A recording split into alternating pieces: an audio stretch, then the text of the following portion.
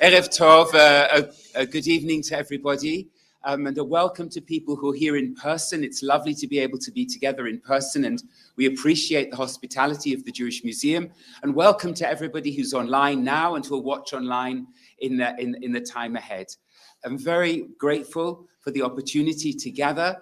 It's this evening is a collaboration between Eco Synagogue and the Board of Deputies, with whom we work closely in partnership. And in a moment, I'm delighted to welcome you, the President of the Board of Deputies, Mary van der Zyl. Just a word of Torah, which seems an appropriate way to begin. Yesterday, we read the portion of Noah in the Torah, in which God promises a covenant between God, humanity, and all life on earth. And we're the middle party in that covenant. And now is perhaps the most urgent time in the history of humanity to play that role of partnership and interdependence with all living things. And an essential part of that is carbon zero, if not now, when? That's our theme for tonight. As it happens today, well, not as it happens, but today is also Mental Health Day. And one of the great anxieties, particularly for younger people, for our children, is what will the world be like to live in for them? Our Judaism teaches us, V'shinantam levanecha, you shall teach your children, but there won't be Torah to teach our children if there isn't a world in which they can live. So this is our overwhelming responsibility. That's why we're here. That's why we're all together. This isn't the only event. We'll be talking at the end about our presence as Eco Synagogue and the Board of Deputies at COP and after, and we'll be looking to bring different sectors of the community together for Tu B'Shvat, a key date in the Jewish environmental calendar as well. More of that later. Mary van der Zyl, it's an honor and a pleasure to have you with us and to work so closely with the board.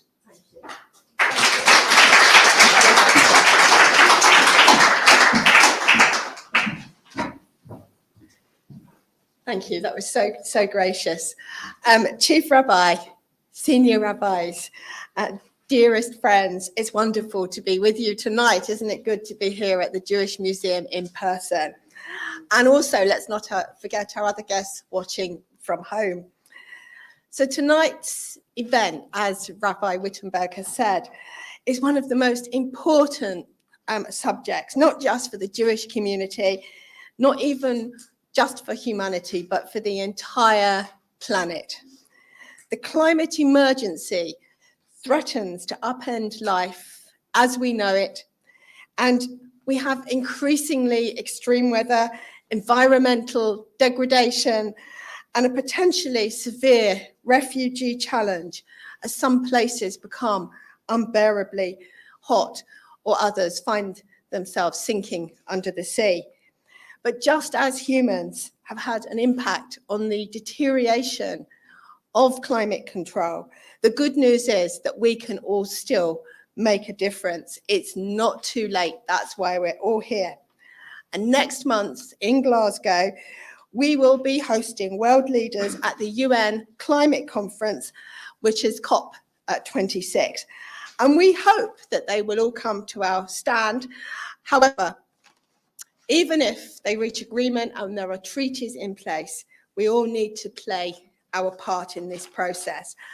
And I am so proud that the Board of Deputies, working with our partners at Eco Synagogue, have been working for the last few years to make sure that our community can rise to this challenge.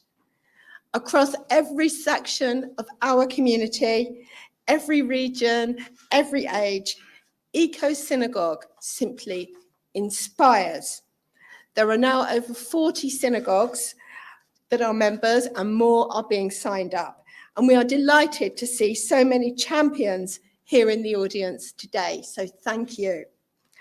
I must pay sincere tribute to Eco Synagogue's Rabbinic Steering Group, Rabbi Wittenberg, Rabbi Mason, Rabbi Goldsmith, Rabbi Sakovich, as well as the wonderful, I'm going to call you the AAA team, Andrea, Angelina, and Anthony, and of course our own Phil Rosenberg. And you have really achieved so much in this time. Well done.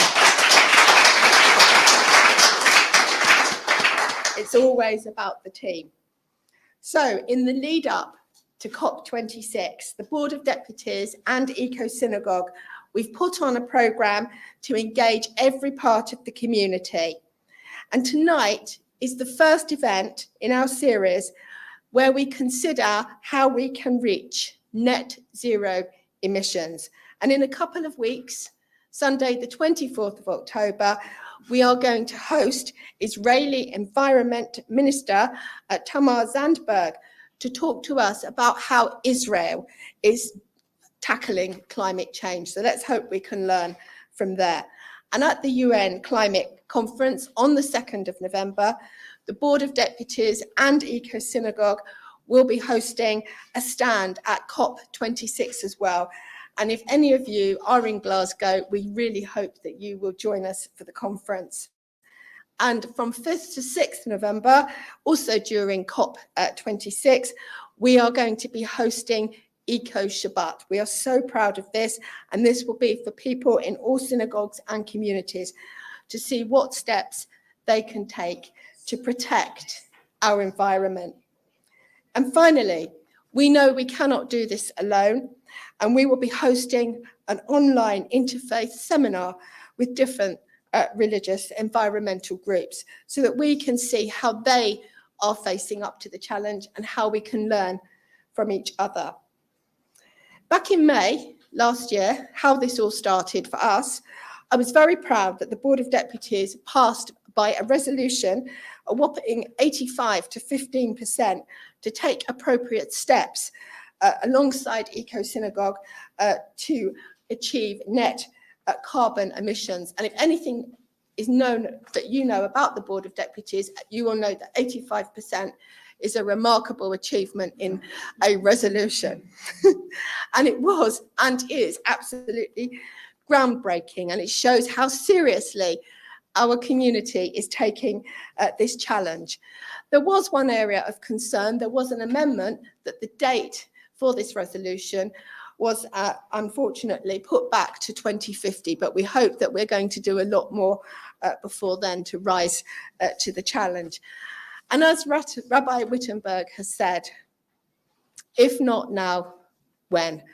Absolutely, this is what is essential. And I am honored that all of you are here today. And Chief Rabbi Ephraim Mervis, I must say, you have been such a firm supporter of Eco Synagogue, and you continue to inspire a dynamic culture of ethics and social responsibility across the community and across so many spheres. We are blessed to have you. I really want to say thank you. And friends, let's give a really warm welcome for the Chief Rabbi.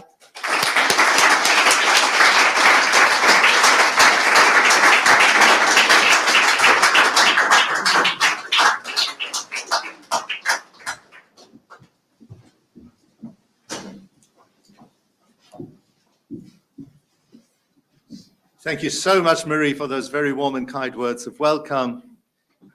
President of the Board of Deputies, rabbis, everyone responsible for Eco Synagogue, ladies and gentlemen. What a very special and wonderful evening this is, and thank you for including me in it. Marie, thank you so much to you and the board for the leadership that you are showing on this crucially important issue. And thank you for everything you're doing with regard to the initiative of Eco Synagogue. And I'd also like to avail of this opportunity to pay tribute to one person above all who has been our Nachshon, that is Rabbi Jonathan Wittenberg. Let's give him a...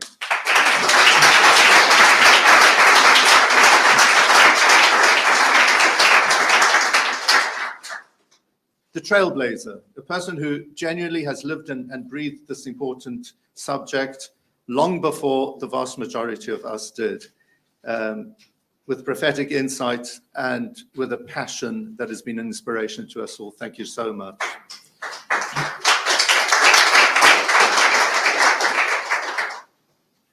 The Midrash in Vayikra Rabbah brings the teaching of Rabban Shimon Bar Yochai, and he tells a tale. There were a number of people who bought seats on a small boat, and they went out into the sea. And everyone was sitting on their seats, minding their own business. And at a certain point, some of the travelers noticed that a fellow traveler was drilling a hole in the bottom of the boat below his seat. They said, "What's all that about?" He said, "Mind your own businesses. I paid for this seat, and it's very hot today, and I'd like a bit of water to cool my feet." They said, "Don't you realize that by drilling that hole, all of us are going to drown?" If that's all that I said this evening, I think I would have made my point. What a simple story from Rabbi Shimon Bar Yochai, but what a profound message, which is so relevant to all of us today. What I do in my kitchen, in my home, makes all the difference to the entire world. No one is an island. No one can say, "This has got nothing to do with me, and I don't have to bear my achrayut, my responsibility within this potentially horrifying situation which threatens our world, threatens our descendants, particularly our grandchildren, our great-grandchildren. They are the ones who stand directly to be affected in a most serious way. We're already being affected. But it's that close in terms of time, and the urgency of the situation is enormous. And this is why I believe that the creation of Eco Synagogue has been so suitable and so wonderful for the British Jewish community. And it's right that this evening we focus our attention on net zero carbon emissions and give a commitment for us all as individuals, as families, as communities, as a society, to play our role in order to protect the future of our planet. And there is so much that every single community can do. Let's not forget, however, that it shouldn't be a one-size-fits-all approach, because we're all on journeys. Each one of us is individuals. You know, some of us started long ago, some of us only starting now, some will start at a later time. It's really urgent that we get everybody to start as quickly as possible if they haven't yet started out on this journey. And similarly, within our communities, some have been engaging in this issue for a long time, some have only become aware of it recently, and some have yet to start. So as a result, we need to be patient with some communities. That doesn't mean to say we shouldn't be pushing, we shouldn't be encouraging, we shouldn't be inspiring. But nonetheless, each community in its own way needs to chart out its own course, but all of us together must play our part in guaranteeing that we fulfill our religious obligation, and I stress that term, our religious obligation to do what we can within this overall responsibility that we have.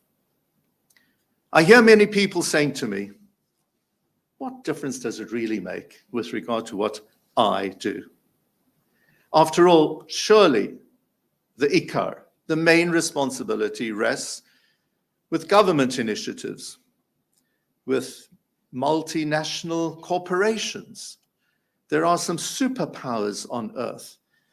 Whether they do or don't pass a particular resolution or have a particular policy, that makes far more difference to the planet than that which millions of us can do in our individual capacities. But we should never think in that way. The Gemara Masechet Sukkot, Daf Nun Gimel Amud Aleph, tells how Hillel the elder would arrive every year during the Sukkot festival at the temple for the Simchat Beit HaShoeva ceremony. It was an incredible, joyous ceremony. There was dancing, singing. People would let their hair down to some degree. It was an extraordinary, fun and joyous event.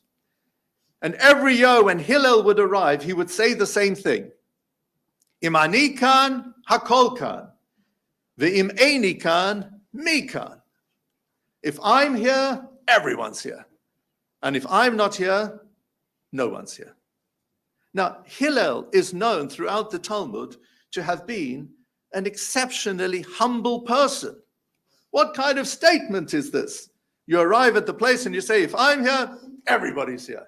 And if I wouldn't have pitched up, nobody would have been here. I'm everyone. But our Mefarshim, our commentators, explain beautifully. They said as follows. Hillel was sending a message to everyone, saying, don't feel, there are going to be thousands of people there tonight. Will one more person make any difference? I'm going to stay home. What difference will one person make? Well, if that happens, nobody will pitch up. It's a bit like a general election. Why bother voting?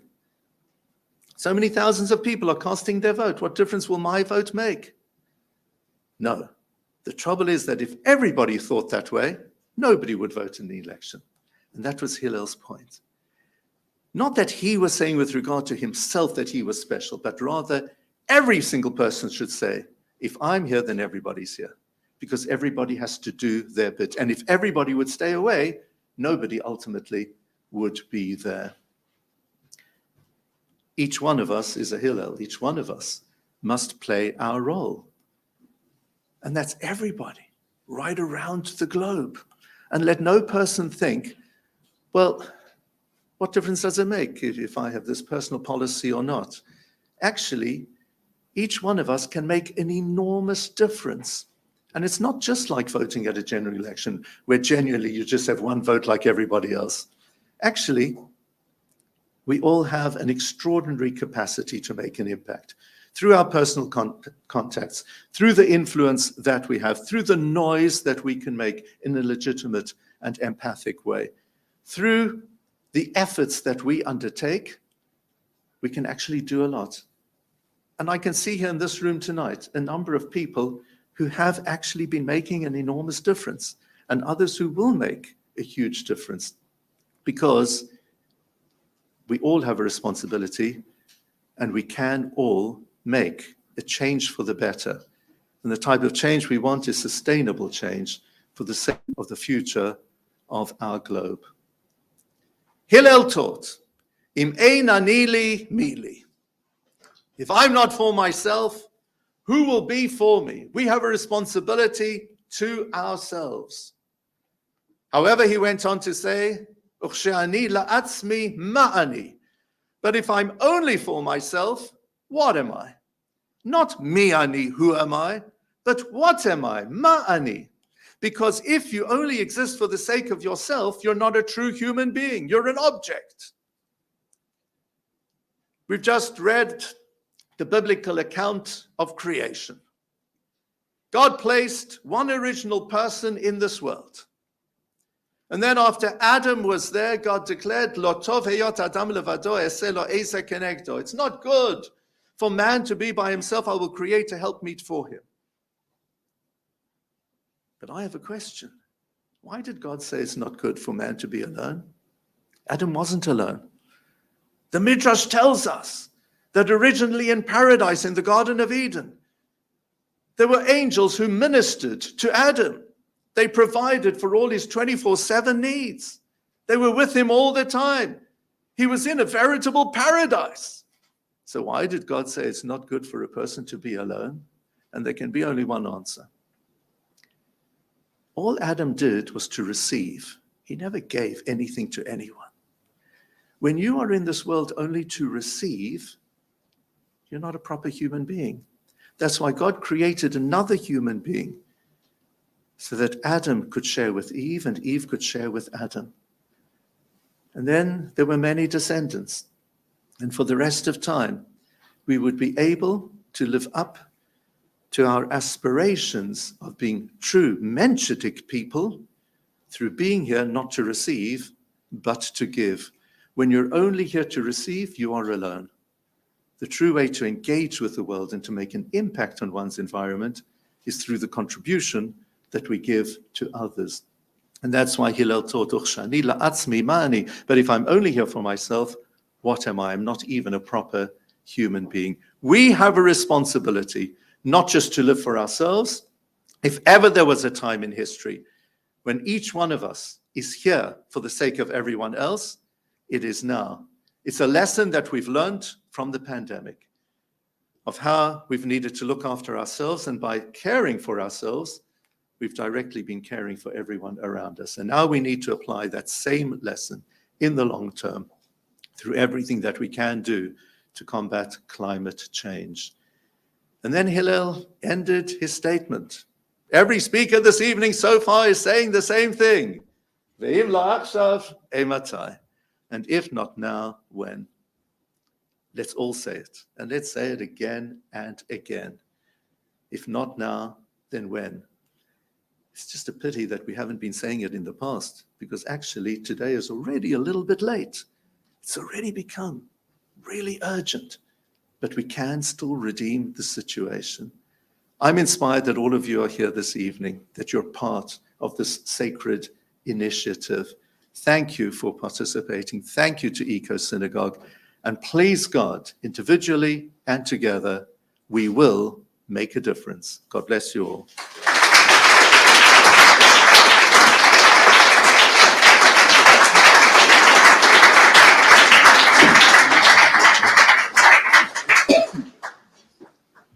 So yes, what a wonderful occasion this is, to be together, to be in person, to be able to be here for such important values as part of the Jewish community. Chief Rabbi, I remember being at your induction. I think I'm right, if I'm 8 years ago, I think we're talking about, if I'm right, 2013. And I remember one of the pillars of your Chief Rabbi, and it was responsibility. And you've lived that as a chief rabbi. You've inspired the community as a chief rabbi for those years in values of education, of course, and learning and Torah, but in responsibility. And for myself as a rabbi, that's been absolutely inspiring. And I know across the community, that's equally been inspiring as well. We say Kol Yisrael Arevim Zebazeh, right? Leading on from the story that you shared with us, Chief Rabbi. All Israel are guarantors, are responsible for each other. And I think we can extrapolate that out really to our role within humanity, the sense of guarantorship and responsibility we have.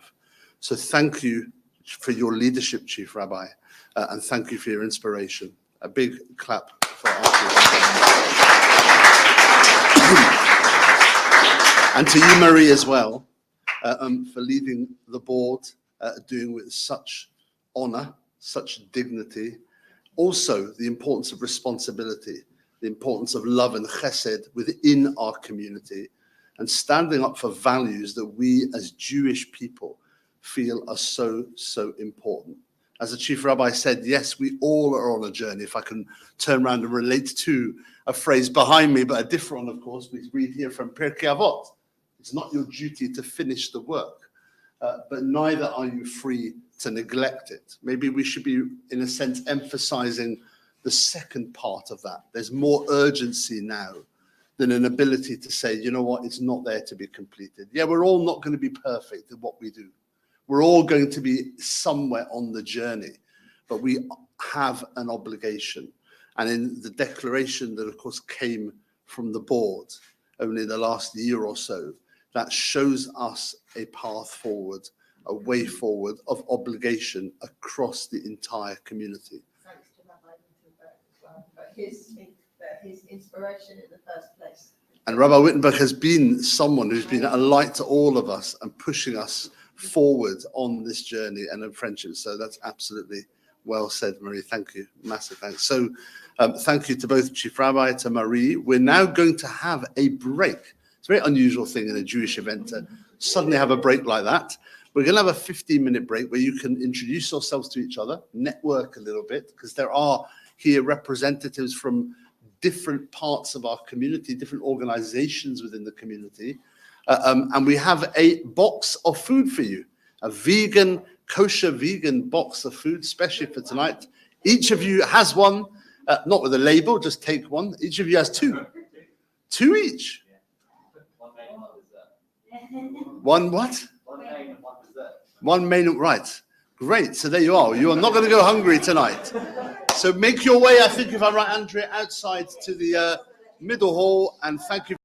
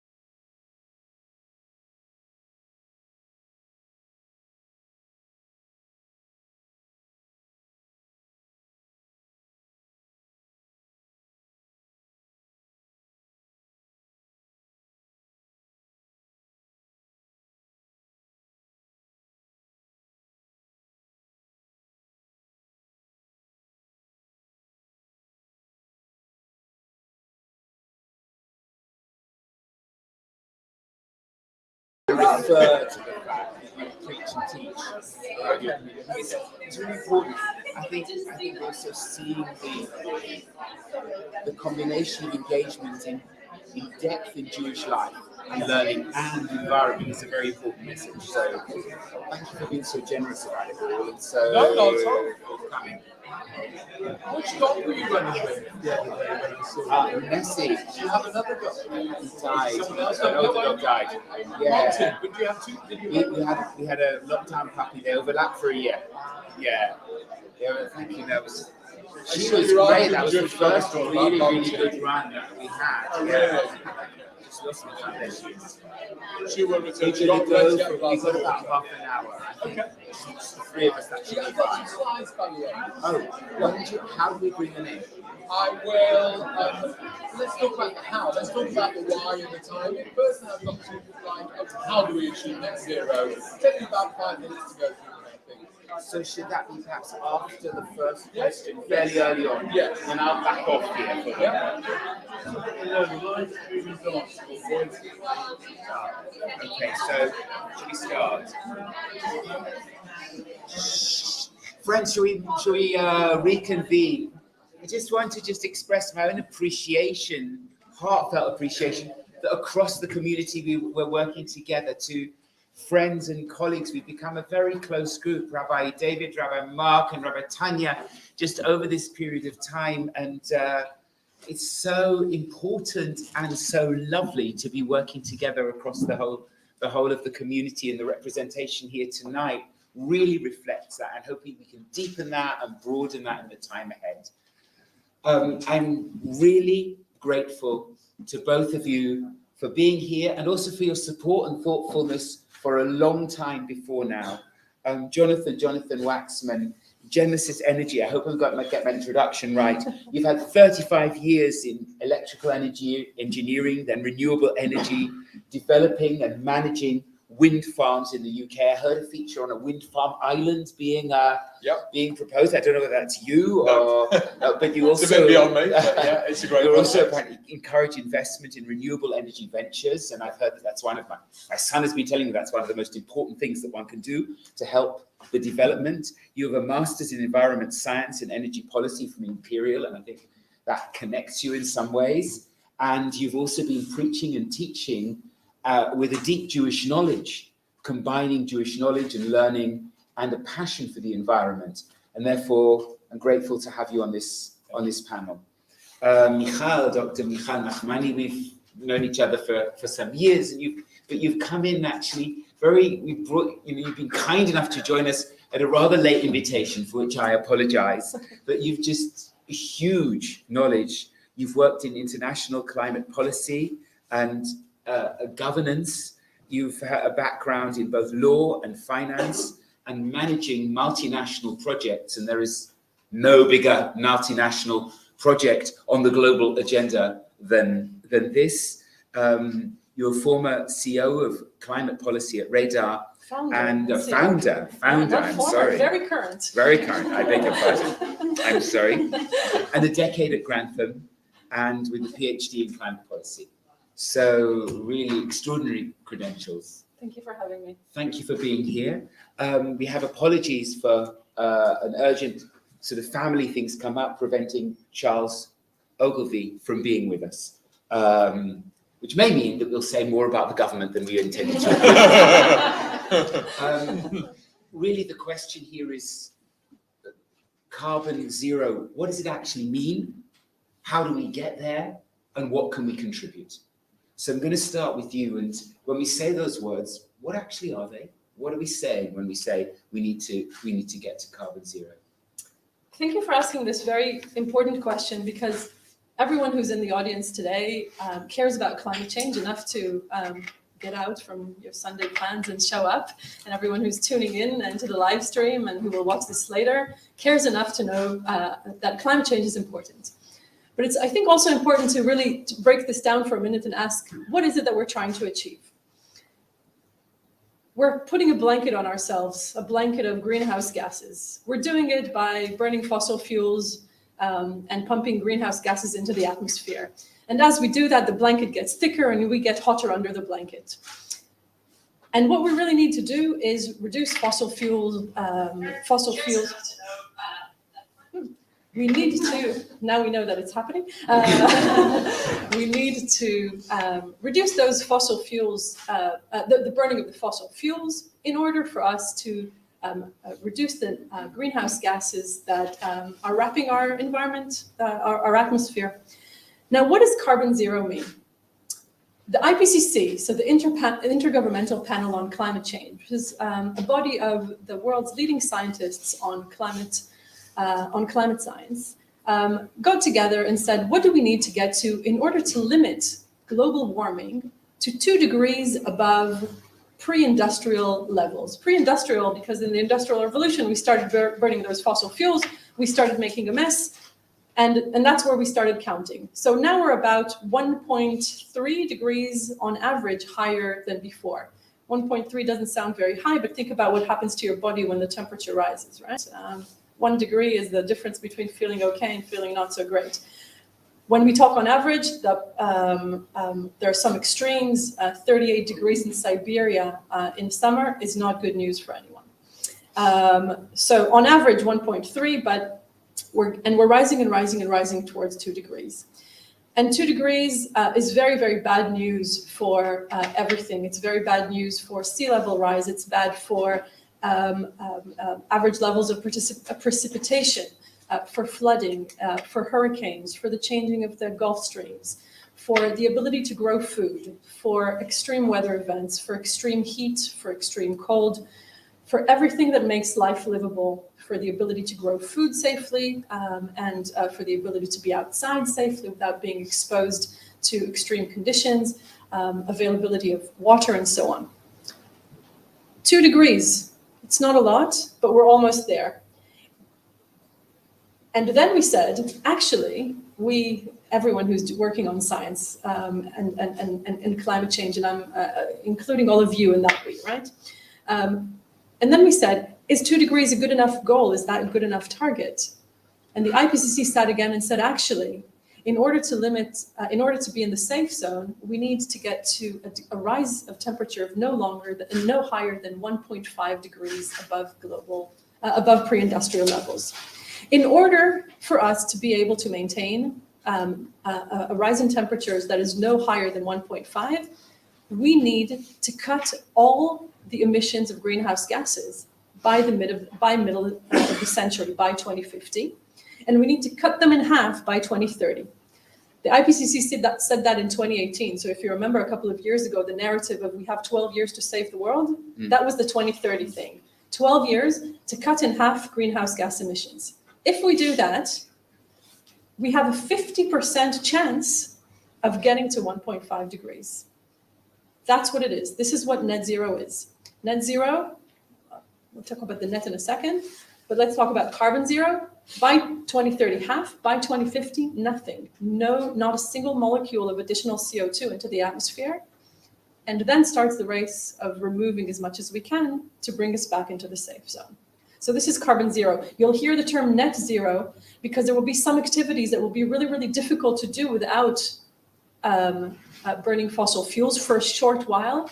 While we're in that short while, we need to remove carbon out of the air in order to ensure an equilibrium of net zero, of net, which is like the plus and the minus together. That's a long answer to your question. But given the range of the question, it's a very concise answer to the question and a very helpful one. Do you want to pick up on that and comment on that? I also know you may have some slides to help illustrate it for us. So it's a fantastic answer and very concise. Could I just add 1 or 2 things? I mean, Michal's really the expert on this.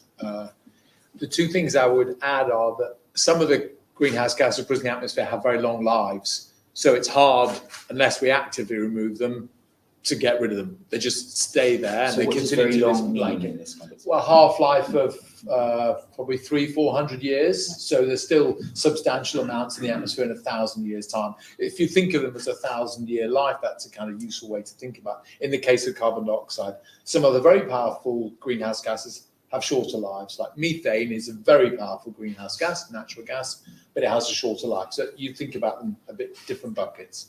So that's the one thing I would say. And the second thing I would say, slightly more hopeful, is once we stop adding greenhouse gases to the atmosphere, most climate scientists now think that warming will stop. So it's not like there's something baked into this. We stop, the warming stops. And then because Michal says, we can start removing carbon dioxide and hopefully recool the atmosphere. So those are two important concepts to keep in mind. And together they imply the idea of a carbon budget, that we have a total amount of carbon dioxide that we can ever put into the atmosphere safely. And we've actually spent a large part of that budget. And the remaining budget is not that large, and hence the, if not now, when, it really is now. It really is now. I'm going to come back on that then.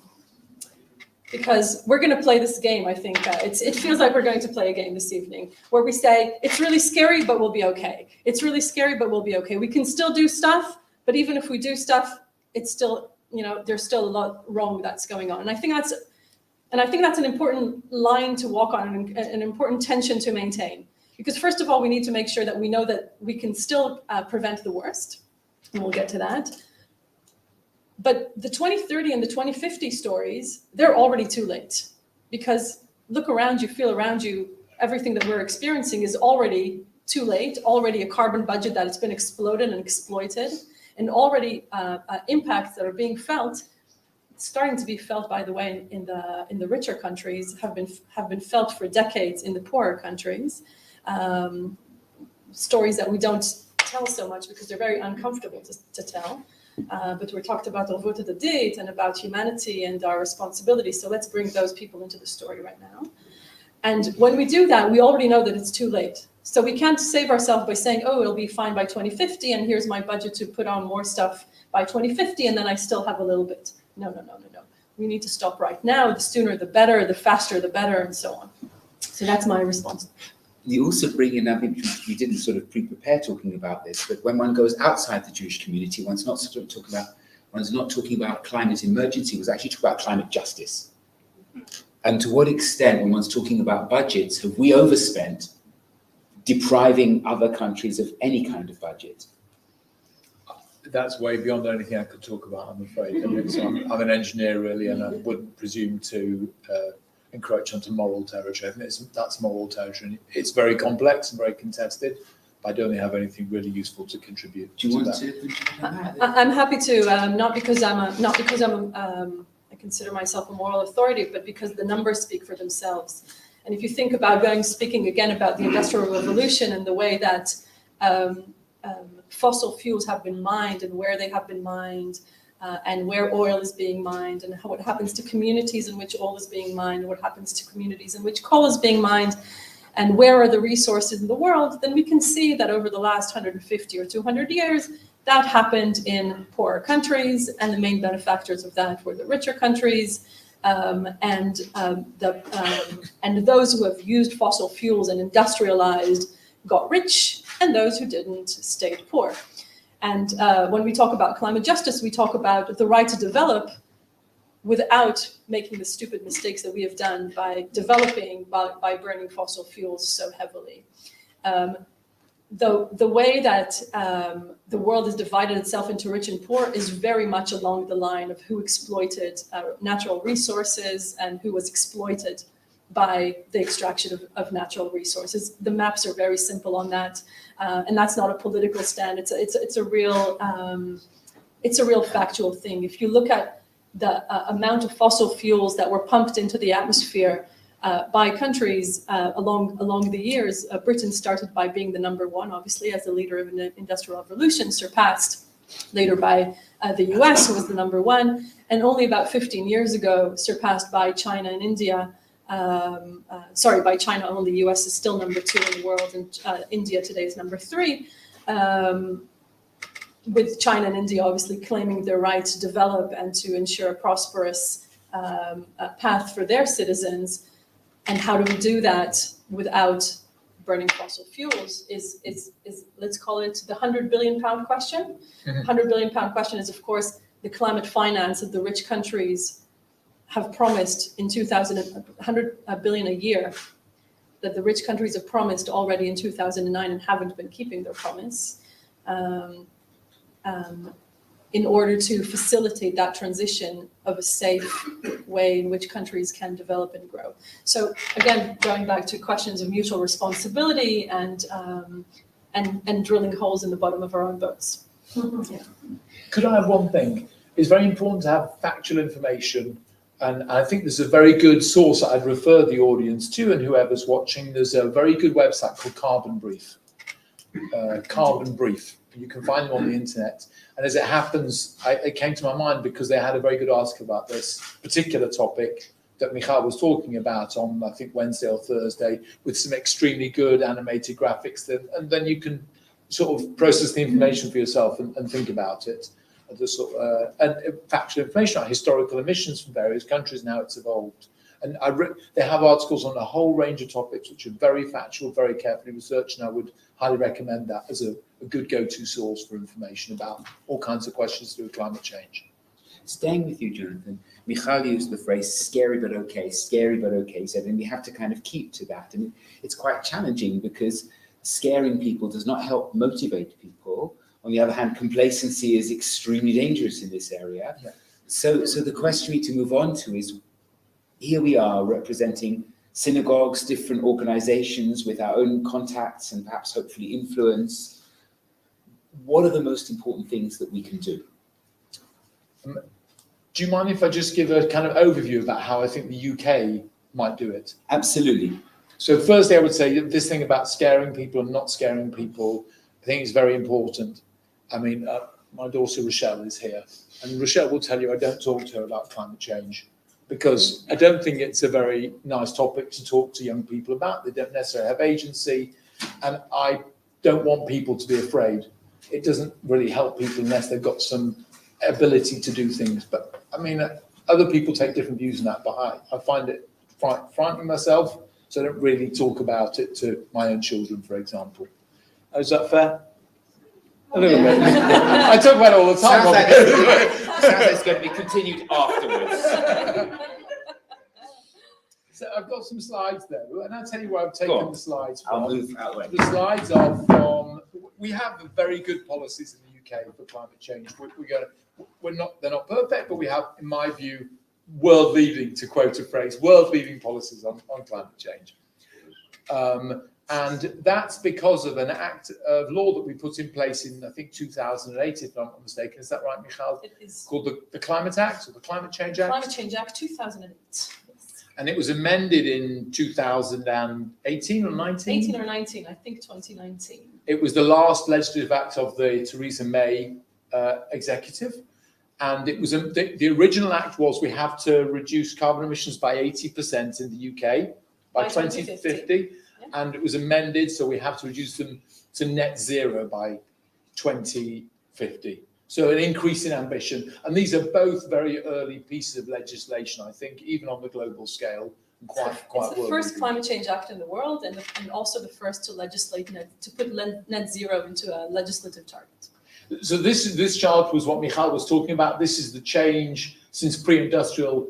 It's a 5-year moving average. So you can see that we've raised temperature by about 1 degree already. And this is, the climate skeptics were talking about this little bit here where it paused for a bit. And they said, oh, it's rubbish, this climate change thing, and it just completely took off again, unfortunately.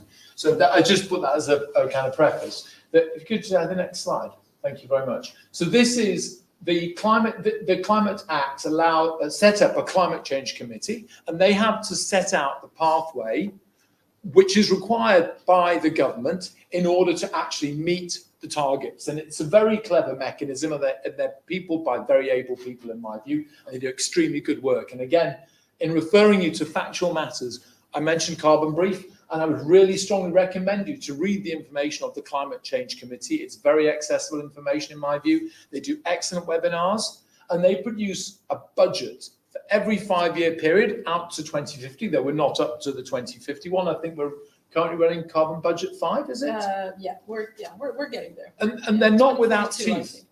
They will criticise the government. If they say the government's not meeting our targets, they will be there saying we're not on track to meet this. So far, we've met all our carbon budgets, which is, Baruch Hashem, very good news. But we are likely to miss the next one, and we need to raise the ambition rather than reduce the emission for the one following. So can I have the next slide, please? So these are the carbon budgets set out. That was the starting point. It's in megatons of carbon dioxide equivalent per annum because you have to kind of put all these different greenhouse gases into one. And you can see that this is what we did so far. Excellent progress. And this is why our government says, we can be very proud of what we achieved because we've gone from 900 megatons of carbon dioxide to 500 by 2018. But we need to get further. And to be honest, the bits we did so far were a bit easier than the bits we've got coming ahead.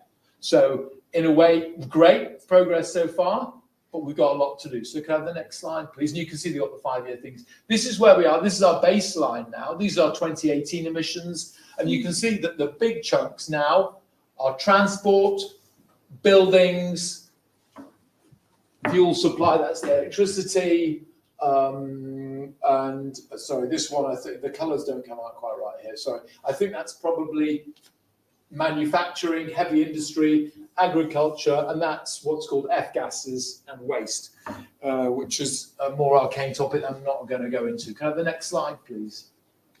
And this is what we did so far. And you can see that almost all the progress is in the power sector here. And you can see transport sector, actually, we've got more carbon emissions from the transport sector and more from the building sector. And basically, all the reductions has been in manufacturing because we offshored lots of manufacturing to China. So there are carbon emissions for the products we use are now made in China instead. And this was the big domestic progress was from our power sector because we've built a lot of wind farms, solar farms, and we've also stopped burning coal pretty much. So that's been a big, can I have the next slide? Can I just comment on that? The News Yeah. One today had a comment on exactly Can we go that. back? That Sorry, could we go back we're outsourcing our carbon production to China. And if we're buying Chinese goods, we need to take responsibility actually for that carbon. Is that a fair comment? I think Michal, again, is better placed than I am to comment on that. It's a policy issue, I think. Absolutely. I mean, it's very easy to say in a service-based economy that we don't have emissions, but everything that we buy, and when we think, it's an accounting question, right? And with accounting, you always want to put the numbers in the right column so everything adds up.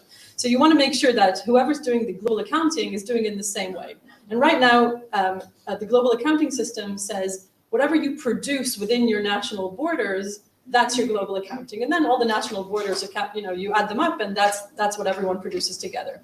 And that's okay, and that it adds up to 100%. But in terms of responsibility and in terms of ways in order to encourage or discourage certain activities, then that's not a very helpful way of thinking. Because if all you're doing is encouraging production somewhere else and thinking about that is not part of your problem, and then going and asking, but what are China doing? That's not a very helpful mindset, regardless of the fact that that greenhouse gases that are manufactured, that are produced anywhere, have the same impact because they travel and the atmosphere doesn't have natural boundaries. So that's an important thing. Again, it's a policy question. You could interpret it in lots of different ways. And I think are there alternative accounting systems which are production-based or consumption-based rather than production-based? You could look at it in both ways. The alternative accounting system is saying we need to move faster and better, and we can't stop at our national borders. And we say that, and you're hailing the UK policies, and I would argue that the UK policies are very good at talking the talk and very bad at walking the walk. And the UK's own climate change committee said we are 80% off our targets, 80% off. There are no policies to meet this beautifully legislated target. When you legislate a target that is in 2050, that's not on your watch. That's not what you get elected on. That's not where your constituents see that if you manage to make that work or not. Politicians don't work for 2050. Politicians work for the next election. So if you say, you just put out this empty promise by 2050, it's not worth anything unless you put the policies in place already now. And look around you. The Green Homes Grant is scrapped. There is no heat policy, like a heating policy in place. We're not doing very good on our electricity transition. Yes, we got rid of coal. We're still heavily reliant on gas and on imports that are heavily fossil fuel based. We're not doing very well in terms of insulating homes. We're not doing well if we're not insulating homes and protecting people from fuel poverty. And those are people who are already suffering. We're not doing very well on adaptation, so on protecting homes from flooding, the floods that are already here. We're not doing very well on incentivizing a transition to cleaner transportation. Yes, you will only be able to buy new cars that are electric after 2030. Where will we charge them? Why are we not going and building massive charging systems now so we can all charge our electric cars outside of our homes or along the highways? There's so many ways and so many things that we could advance. Why are we not taking out all the people who are unemployed because of the pandemic? So this is a wild exaggeration what I'm saying now, and getting them to plant trees and restore ecosystems. There's so many ways that we could be doing more. And we're very good at talking the talk, and we're cutting foreign aid, which means that we're not enabling people in other countries to step out of the crises that fossil fuel consumption has caused around the world. I now know why Charles Ogilvy decided not to come. I'm going to actually hold on the slides because we've got about 10 minutes. And it's extremely, people are also taking it here to get a sense of what is it that we can do. So let me So go I on. wanna move Give me to- 2 minutes. Give me 2 more minutes to run through the rest. I'll do it quickly Right. though. And Could then I have the next slide? I'm just going to say I want to know kind of locally and nationally Yes. what we can influence and do. So that's the baseline. If we don't do anything further, we'll end up here, and this is what we need to do. So another next slide. So, okay, so there are 4 actions which the Climate Change Committee say we need. The first one is reducing demand. The second thing is improving efficiency. This is really one item. And so improving efficiency means insulating buildings. Reduced demand means shifting diets away from meat and dairy. And it says here slower growth in flights and reduction in travel. So it's not saying that stopping flying is required, but maybe the growth in travel needs to slow.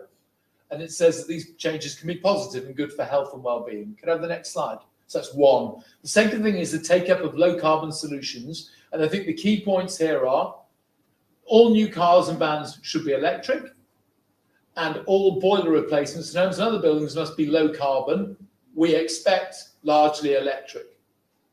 Okay, can I have the next one? So this is by electrifying how much you can reduce emissions in buildings and transport. You can cut emissions, you can cut energy use by more than 50%.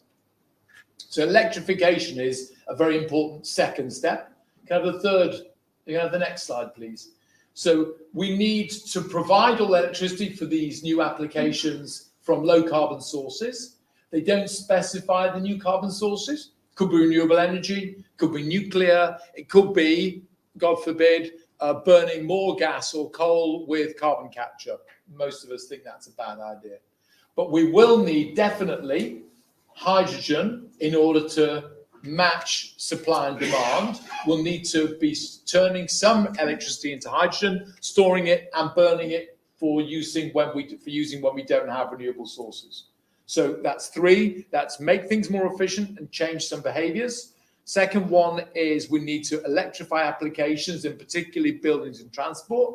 And the third one is low carbon energy supplies. And the fourth one is so in the next slide, the fourth one is land use, which means planting more trees, restoring peatlands, and changing agricultural practices. Those are the 4 key targets which the Climate Change Committee say we require to meet our targets. Can I just one more slide, I think?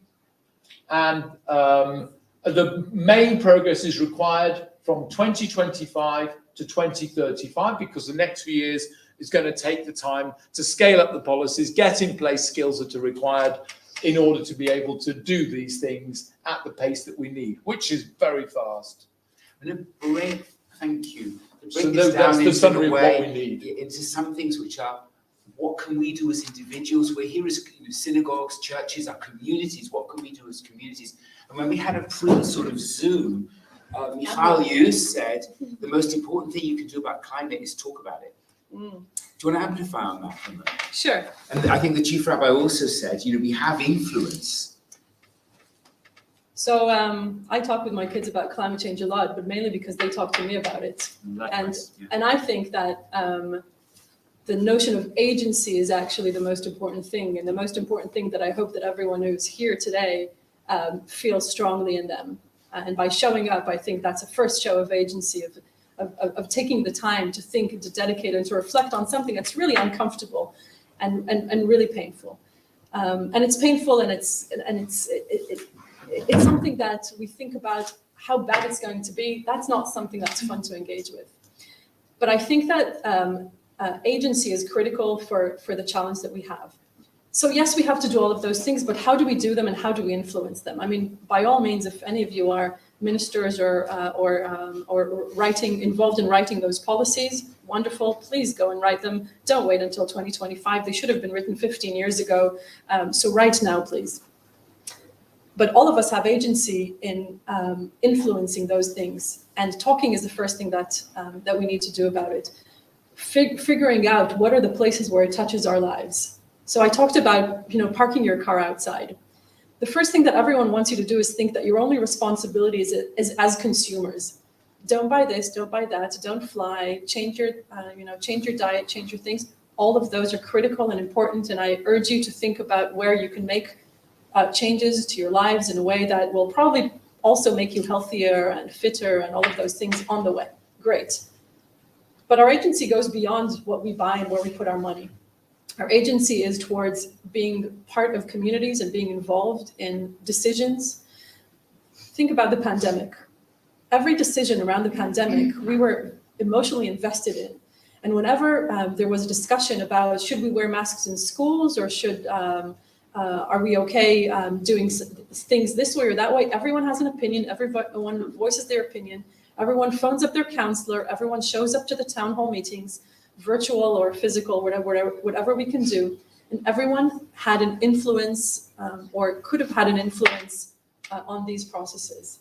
And this is a holistic process, the same way that COVID isn't only about health, but about well-being of communities altogether. Climate change is the same story, and our agency can be manifested in very similar ways. Wherever you are, whatever decisions that you can influence in your workplace about travel policies or food policies, or investment policies, which are a big thing, where to put money as institutions, what do we invest in? And how will they pay us back in 40 years' time if they're investing in destroying the planet by fossil fuel investments, for example? Same way that we wouldn't invest in arms today, but we would invest ethically.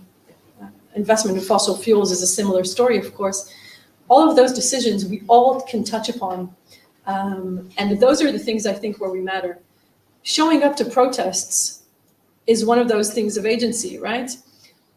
The UK Parliament did not hold a climate debate for 2 years, and only after the Extinction Rebellion, very uncomfortable to many people, made a lot of traffic in the cities. It was very uncomfortable. Who are these people and what do they want?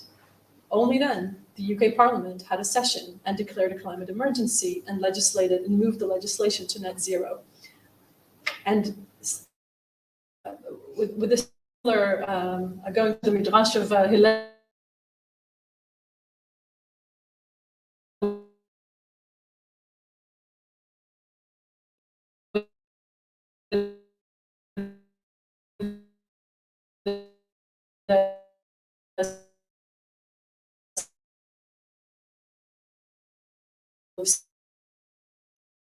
CO2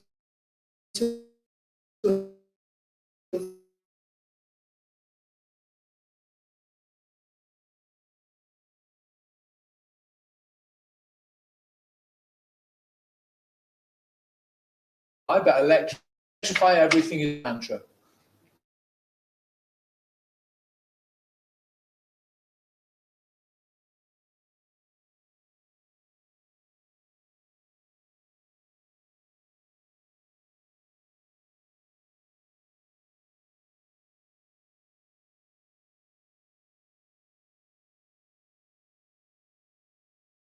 Electrify your heating and your transport. Those are the single biggest things you can do for your personal carbon footprint, and you helping someone else get a job, do low carbon engineering, which are very important things, building skills, and people who can afford so, it's wrong for them not to do so. They have a duty to do so. That's a really important point. If you can afford it, it's wrong not to do it.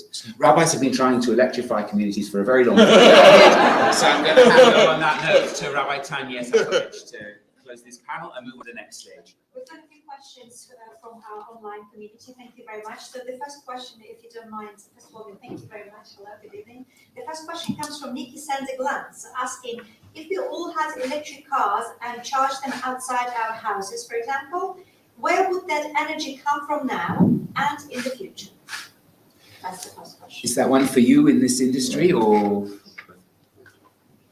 Electricity in the UK has made great strides, moving from being almost entirely coal-based to being almost not coal-based. It is a combination today of gas, renewables, nuclear, and imports. The faster we clean up our electricity system by creating higher shares of renewables and by improving battery technology so that we can store the energy when the sun is shining and the wind is blowing. And of course, having a base load of that supports that when they aren't. All of those are important. So right now, that is the energy mix, cleaning it up and moving it as fast as possible with policies. And policies are the ones that change the prices on things, and investment in renewables makes them cheaper, and mass production of them makes them cheaper, and giving them planning permissions more easily makes them cheaper, and not opposing them where they are makes them cheaper. Yeah, so. That's fantastic. Thank you so much. The next question, very quickly. What starts to happen if we don't meet these targets, going back to the targets? What can we see begin to happen? Do you want to respond? I think this is a critical question because we have this notion in our lives of thresholds. And there's like a binary thing. If we meet the threshold, everything will be fine. If we don't meet the threshold, everything will collapse.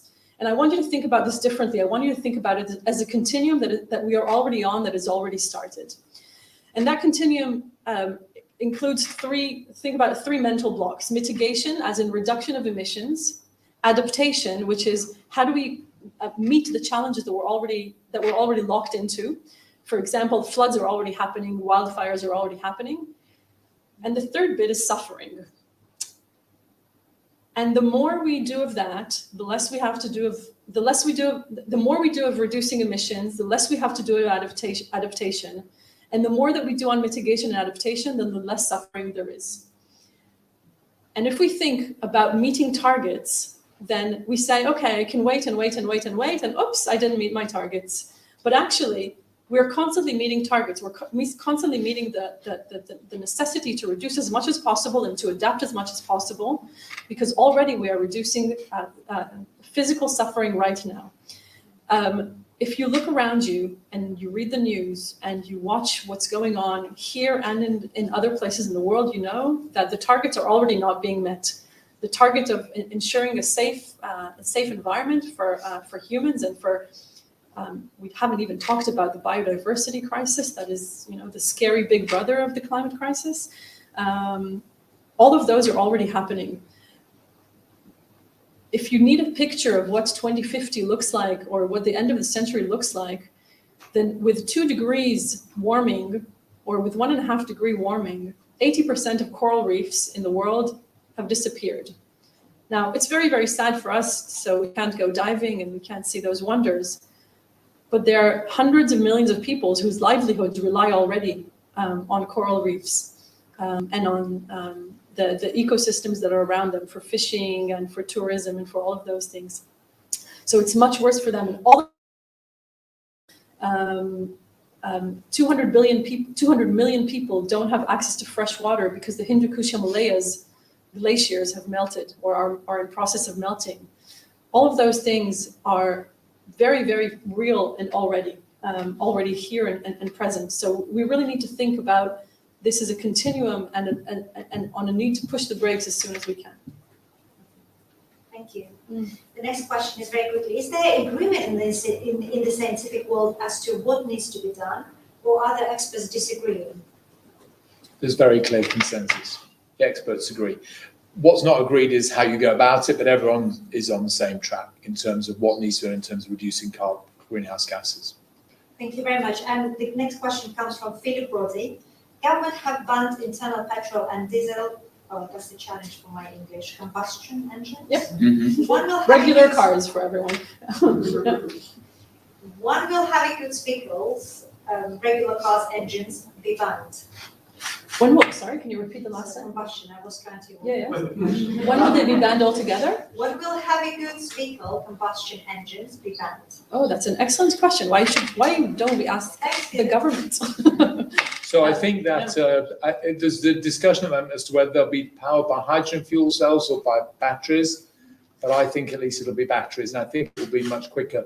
Tesla have a Semi coming out, which is a very big HGV vehicle, coming out either next year or the year after. Scania have just dropped their hydrogen fuel cell development. They're a big manufacturer of HGVs. I mean, no one can get drivers, so it's kind of irrelevant. but Scania have dropped that. I think it's going to be batteries, and I think it will go quickly, like it has with cars. I mean, Norway now, Norway's 100% electric vehicles now, basically, their car market. We gone from 0, basically, 2 years ago to 20% market share now of electric cars. Some of these things, once they go really quickly. And I think And this they is go one really of them. quickly because once the government says no more sales of new cars, and it's not the only governments around the world who's saying that, the manufacturers say, ooh, I'm not going to invest in developing any new models that aren't electric because the demand for those is going to be banned by regulation. So there's a virtuous circle there of creating demand, creating regulation, increasing demand, dropping prices, and creating infrastructure. And all of those are circles that happen between the private sector, the government, and the consumers. And we can feed into those in different places depending on where we are. Can I add one personal responsibility thing into that? If you buy a petrol car, you're sending a signal to a car manufacturer that there is still demand for petrol cars. If you buy an EV, you're telling them, I'm not interested in your petrol car, I'm going to buy your EV. It encourages management. VW now have pledged to go only EVs by 2025. But it's a combination of push and pull. When consumers say, I don't want your petrol car anymore, they hear that. That's They very want to sell good. cars. Thank you very much. It's about personal responsibility. There is definitely an Exactly. aspect to that, Thank you. yeah. We've got a question from Robert David, and then I'll go back to the questions from our online community.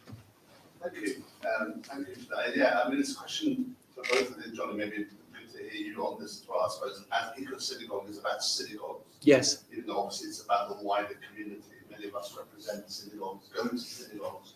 What can a synagogue do? What would, the 1, 2, 3 of?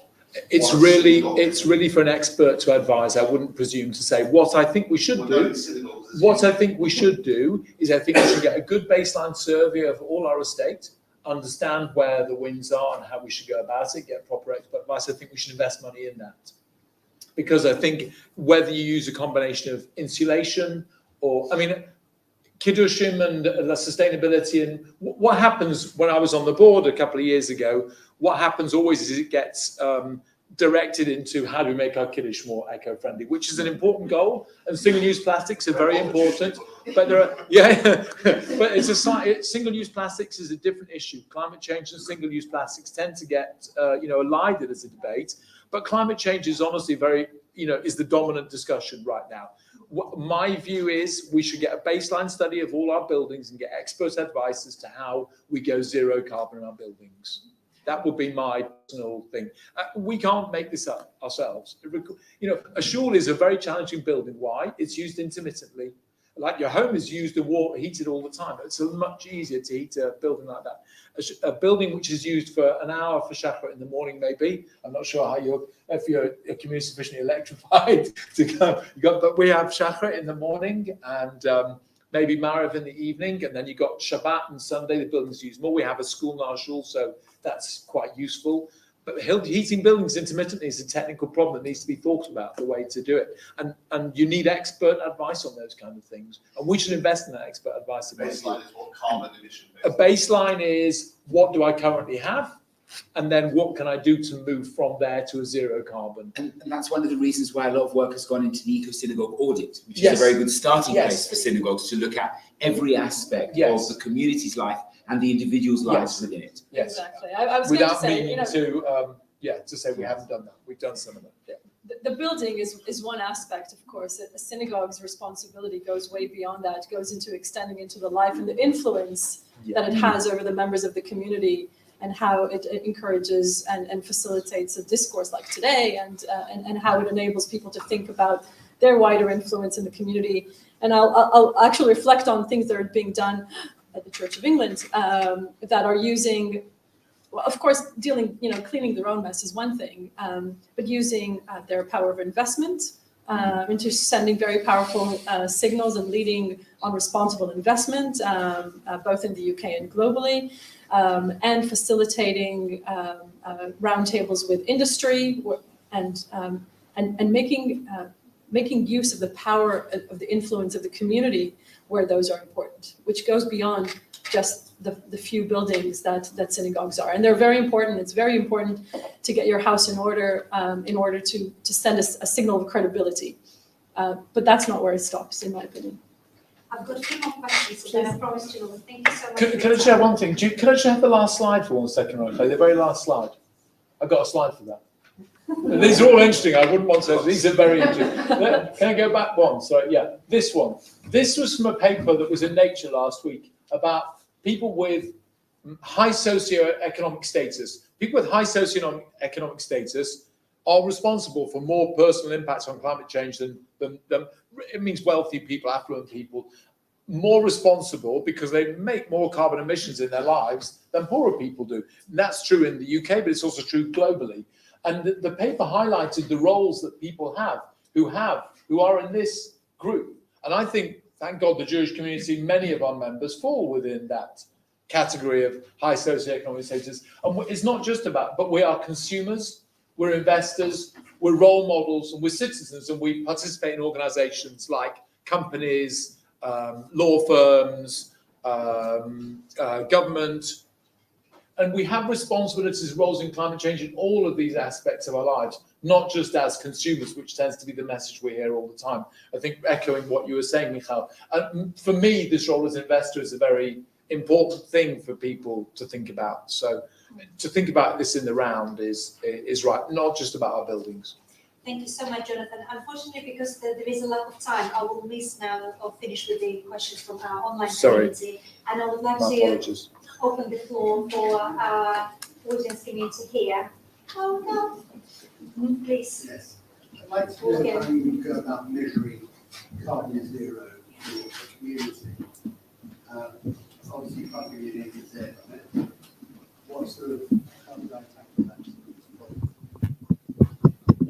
I genuinely don't know. I'm the wrong person to ask, but I would say we should all invest in getting the right expert advice. In the same way, I wouldn't give advice about tax, to be honest with you. It's about finding people who can help us build this database. And I think that, I'm the data sort of person.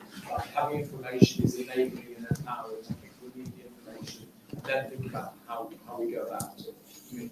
One thing EcoSynagogue is also interested in doing, with the process of doing it, there's a long way to go, is compiling lists of experts and people who can advise and have the knowledge in a whole range of areas, from there's somebody behind you in the area of investment, for example, but also in how you measure net zero and how you go about it, and how it's difficult work, what you can do for things you can't change and have to offset in pro tem.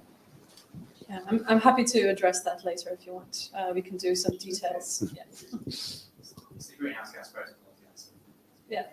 We've got next question. We'll go very quickly. Please just make Shafi, did you want to say something? Sorry, in response to the question, any carbon measurement, the first protocol of the greenhouse gas protocol, which describes how you account for carbon. And the basic sort of system is the scope 1, scope 2, scope 3. Scope 1 and scope 2 are things that you are directly responsible for. So in our community, it's buildings, transport. Scope 3 is things that either upstream or downstream you buy or sell. And so for our community, it's things we buy, food we eat, it's how we talk to each other, and that's scope 3. So at the start of generally, I work in the corporate world of climate change, and generally you start with scope 1 and scope 2 for things you can directly control. When you make a target, you set a target to reduce that to zero as quickly as you can, and you work on scope 3 with your partners later. Thank you very much. That's been really helpful. Next question. No. Just Did to say you want on Jonathan Fenton on ethical investment, there is a paper on the EcoSynagogue's website that I wrote, which is about ethical investment, both from an institutional and from an individual point of view, which does cover the issue in some detail. And there's also some notes from Rabbi Goldsmith on Jewishly responsible investment. So if you're interested in that area, please do have a look. Thank you very much for all these wonderful things. And we've talked a little bit about some of the practical things we could do. And you spoke about agency, which I've really appreciated being such a powerful tool. I have an 8-year-old son who's very passionate about climate change. And I'm wondering, and unfortunately, a lot of what he hears, as Jonathan sort of alluded to before, is the negative side and all the sort of doom and gloom. And as a rabbi, I try, when I'm trying to sort of bring people along on a journey, to try and sell them a vision of what the world can look like in a positive way. And I'm wondering if you have in your mind, in 100 years' time, what sort of your grandchildren, great-grandchildren, what the world will look like. How will it be in sort of, maybe not an unrealistic vision, but a sort of a slightly positive? Really happy you asked that question, because I was saying earlier, as Rabbi David, that I'm a radical optimist, and I think that is an important state of mind to adopt when you literally have the end of the world in your inbox every day, which is something that I have been having for a long time. And I think that that radical optimism is something that is actually realistic, because here is the vision, and it's not originally mine, but it's something that is very palpable. All we need to do is continue the wonderful lives that we've managed to create to ourselves as an incredible species. All we need to do is do it with sustainable sources of energy. That is really the only thing that we need to change that will make a dramatic shift. If we have managed to get to renewable energy sources that power our communities and power our homes, and we manage to plan our cities in a way that you don't have to drive everywhere. Why? Because the school is 5-minute walk, and the pharmacy is 5-minute walk, and the playground is 5-minute walk, and everywhere is shaded by beautiful trees. And you have community gardens in which your local food is grown, so you don't have to fly it from elsewhere.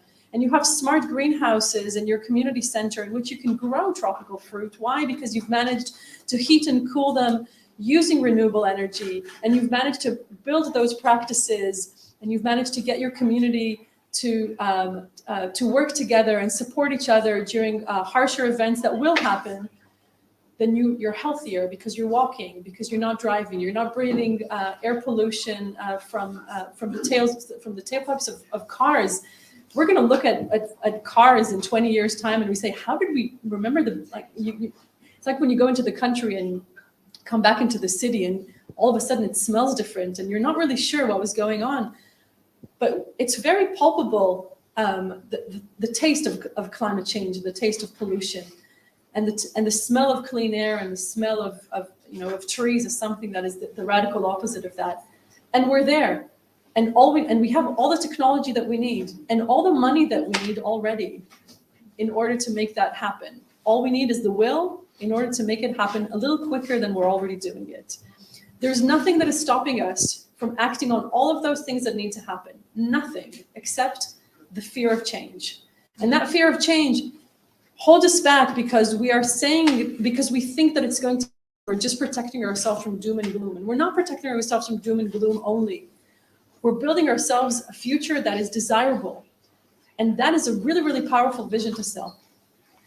Hopefully that works with your 8-year-old.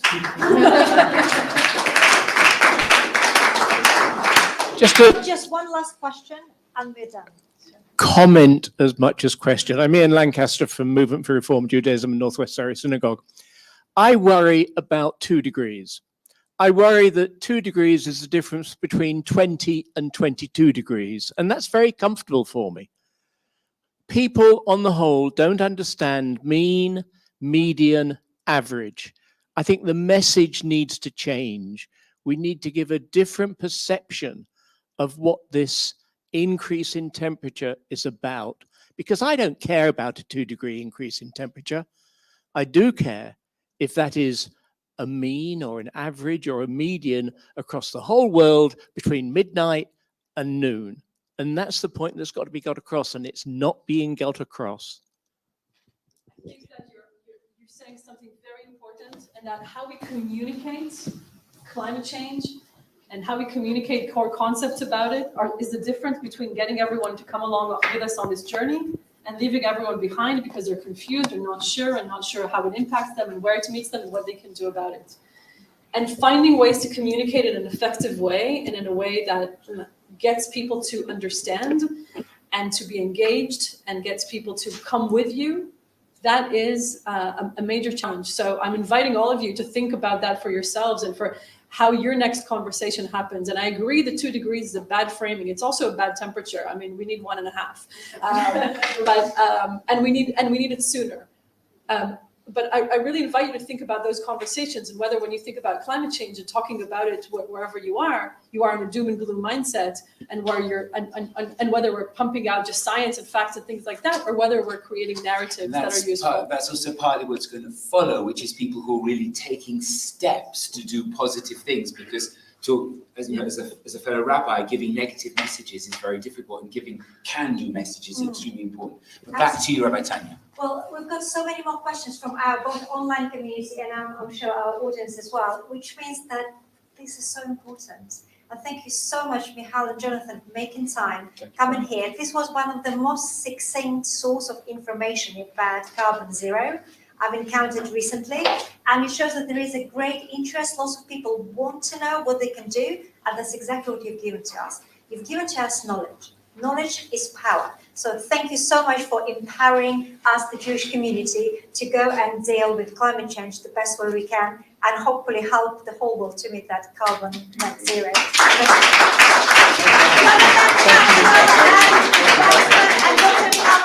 Thank you very much.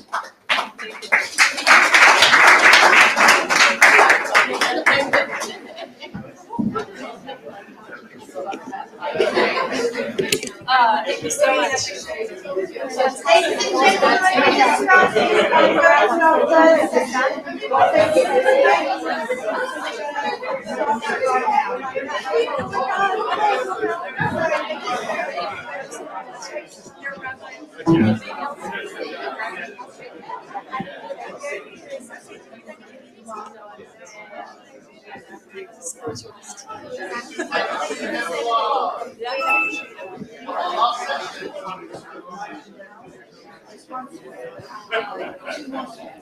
You're welcome. Okay. So between you and me.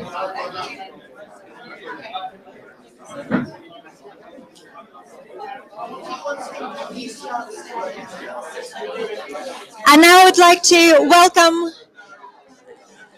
my colleague, Rabbi Mark Goldsmith, up on this stage, because we're starting our next part, the next part of our evening, and it's an exciting part. So we will invite members of different Jewish organizations who already been doing various initiatives within our community to meet that carbon net zero target.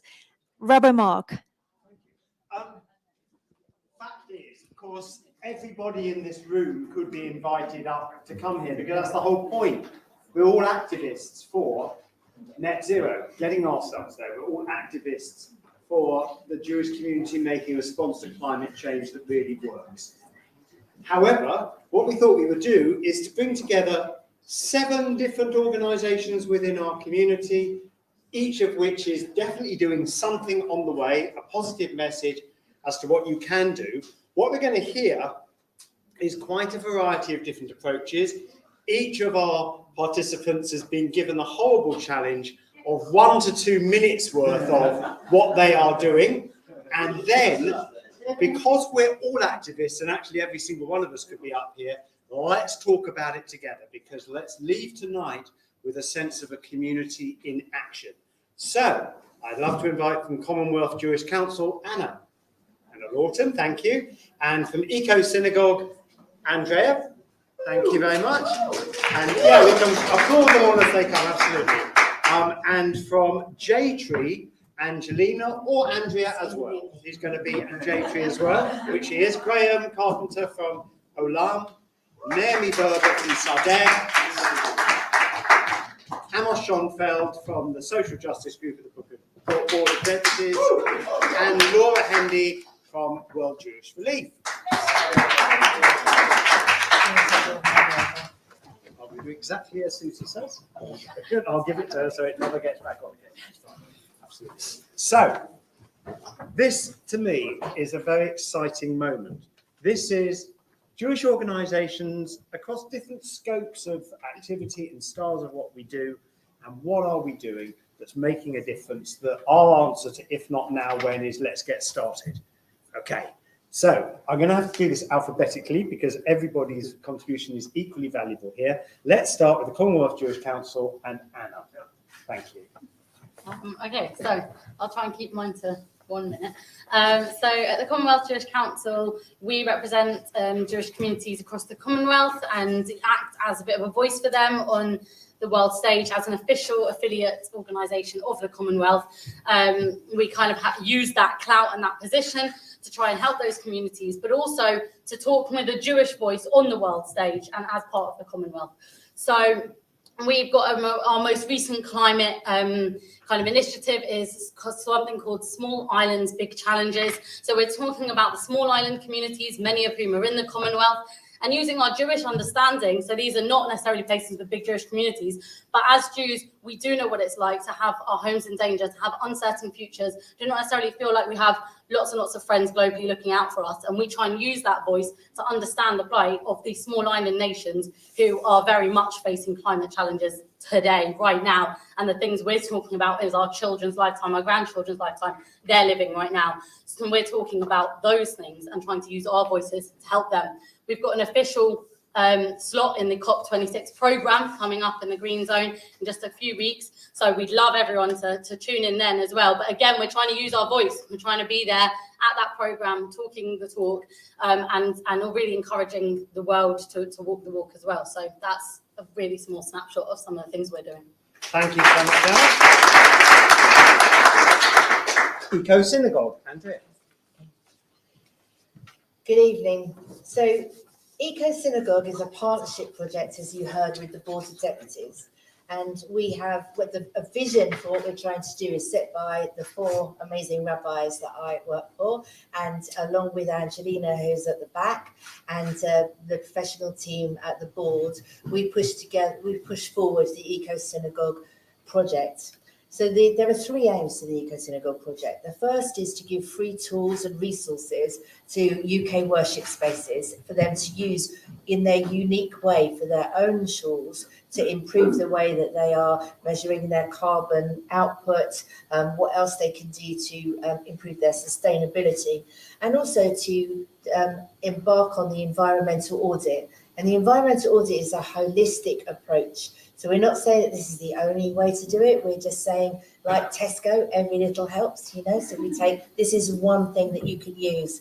And the holistic approach covers things like shul management, prayer and teaching, lifestyle, land and buildings and consumables, and community and global engagement. And then we put them on a pathway to move through that and to score and to get an Eco Synagogue award. Secondly, we do education and support. And thirdly is advocacy.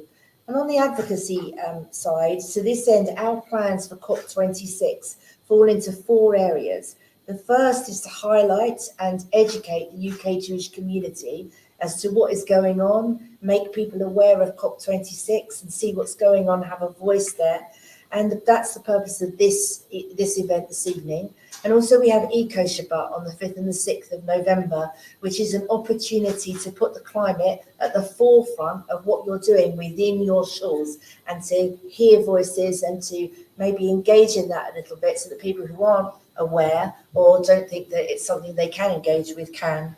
Secondly, we want to be part of the wider UK efforts to alleviate the climate emergency. And like Anna, we're also going to be in the Green Zone. And if we don't have an event, we have a stand. So if you're there, we welcome everybody to come and say hi.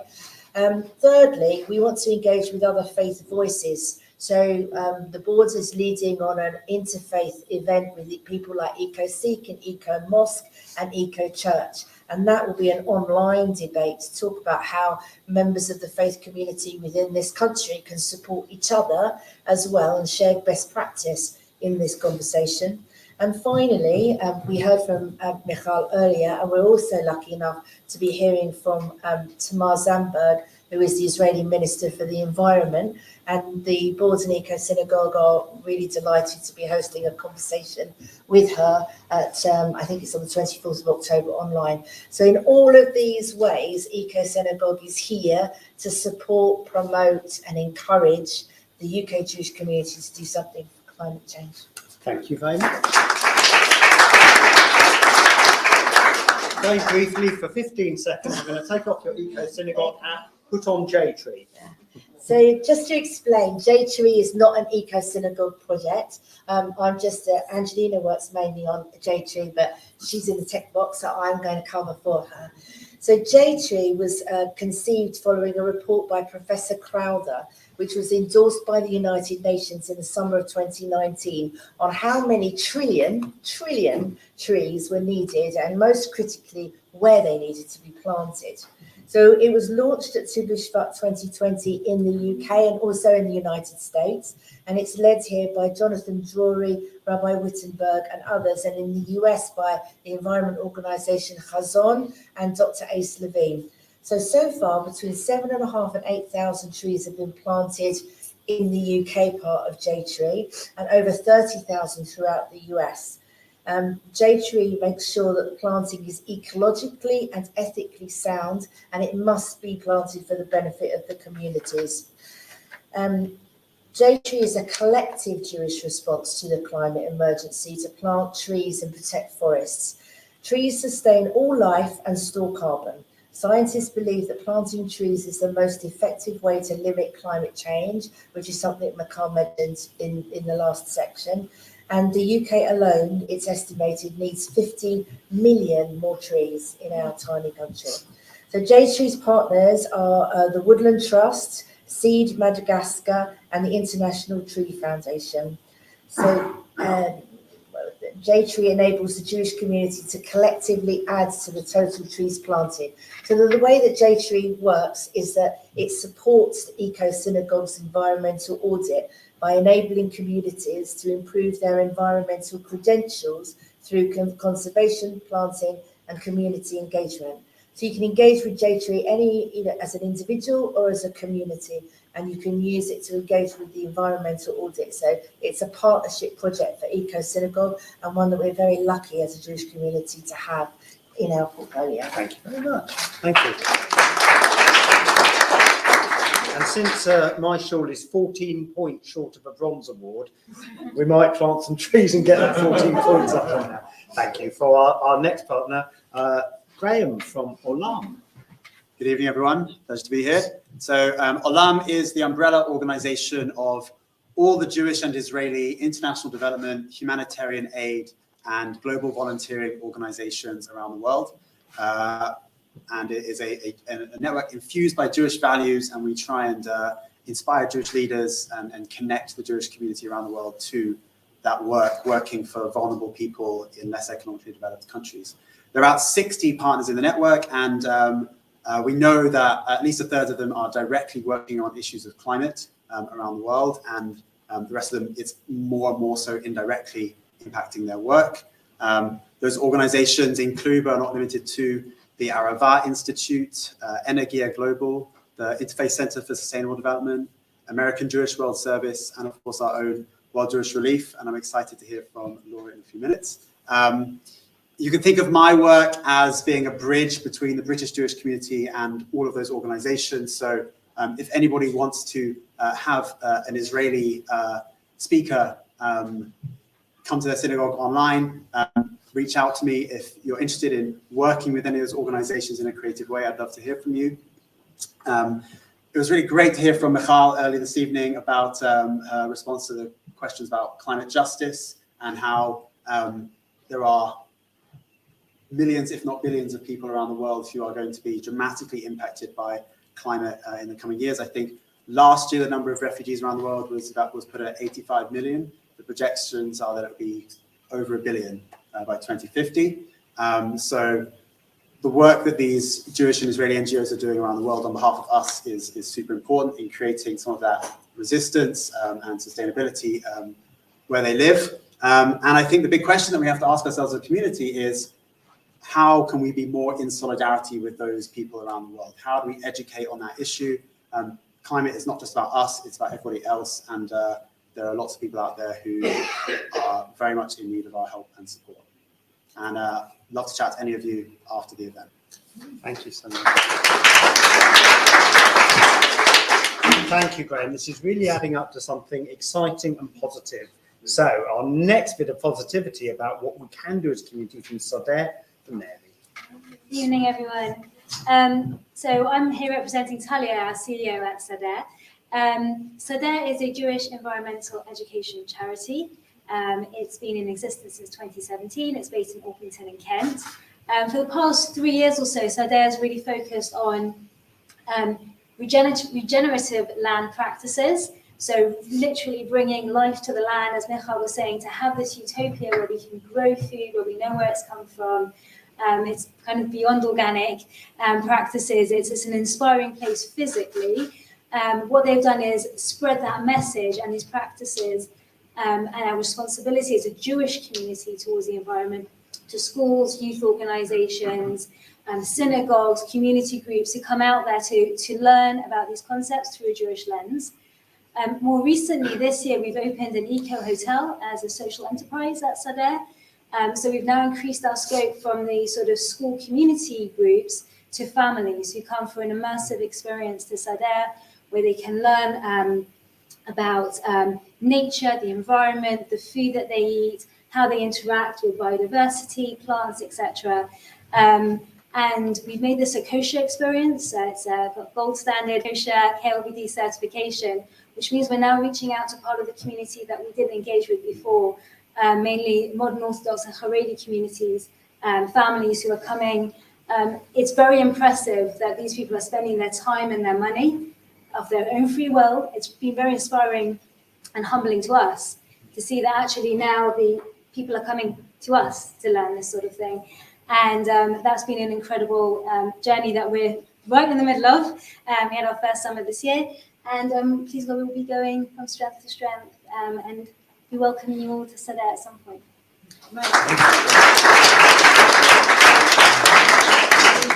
And now Amos, as a part of the social justice group, the head of that for the Board of Deputies, last met in a park under a tree. That's true. What experience. So thank you for having us. My name is Amos. I'm one of the co-chairs of the Social Justice Committee of the Board of Deputies, alongside actually Talia from Sodeh. The Social Justice Committee is made up of deputies from across Jewish communities, Jewish organisations, all the constituents of the board, in fact some that are here, and you can count at least one deputy who's in our committee in this room, so thank you.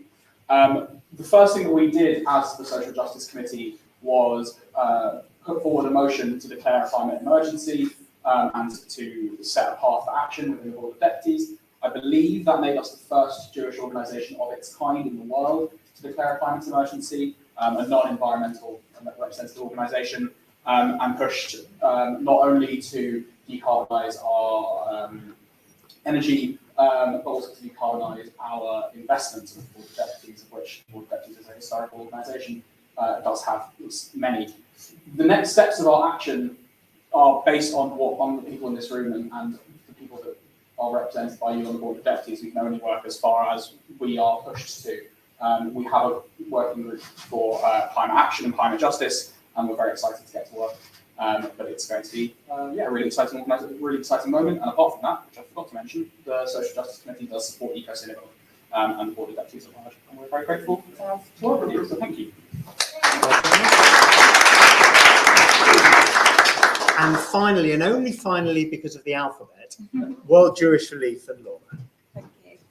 Thanks for having us here today. So my name is Laura, and I've just joined World Jewish Relief as a brand new climate and resilience programs manager. So we at World Jewish Relief firmly believe that we have both a Jewish and a humanitarian imperative to be doing everything that we can to fight the climate crisis.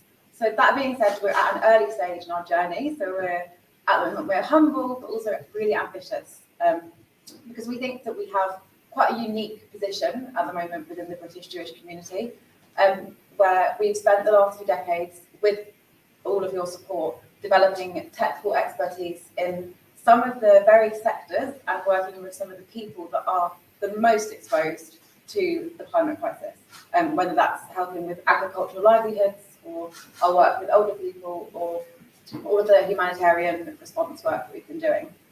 So yeah, we see our role as sort of connecting all of the work that we're doing here on our reduction of carbon emissions and our advocacy around climate, and taking that and connecting it to the people that are at the front lines and are already suffering from the impacts. So far, we've begun by trying to learn as much as we can from other organisations. So we've signed up to a climate and environment charter for humanitarian organisations, and that commits us publicly to be doing several things on the climate. And we've been speaking to other humanitarian charities that have been working in the climate adaptation space for a bit longer to sort of make sure we have the most strategic approach possible and that we're using all the most up-to-date programming. And we've been speaking with all of the partners that we work with in climate crisis affected countries to work out what their priorities are, who's being impacted, and what they're already doing, and finding the most strategic ways that we can really help and make a difference. So based on our Jewish and our humanitarian imperatives, the charter commitments that we've signed up for, and what we've learned from our partners, we've developed a 3-track climate strategy, which is going to shape everything that we do going forward. So firstly, we're going to be measuring and reducing our own carbon footprint. So this is an area where it will be really great to learn from all of you in this room. If anybody has any tips or resources that you want to share with us, that would be really great. The second thing that we're doing is we're going to be using our humanitarian programming work to shift and start really helping communities that we work with to adapt to the climate crisis. So we've already built up quite a lot of expertise in responding to various climate-related disasters and helping communities to recover once the disaster has happened. But now we really need to be taking a lot more preventative action. So if, say, we respond to a community after a flood has happened, we will then stay and help them prepare for the next one so that it won't be so devastating on them. So there's a whole host of measures that we could be taking. It could be, for example, having a conversation with a community that's been hit by a flood and asking, why did this population group not feel comfortable accessing the evacuation shelters, and what can be done so that next time you'll feel safe doing that? Or it could be working with a farming community and identifying which households were only reliant on one drought-prone crop for their entire income, and then making steps so that they can diversify their livelihoods and be much more resilient when the next drought comes. So yeah, as I said, there are a whole host of measures that we can take that are a lot more preventative, and this our partner communities now to identify which ones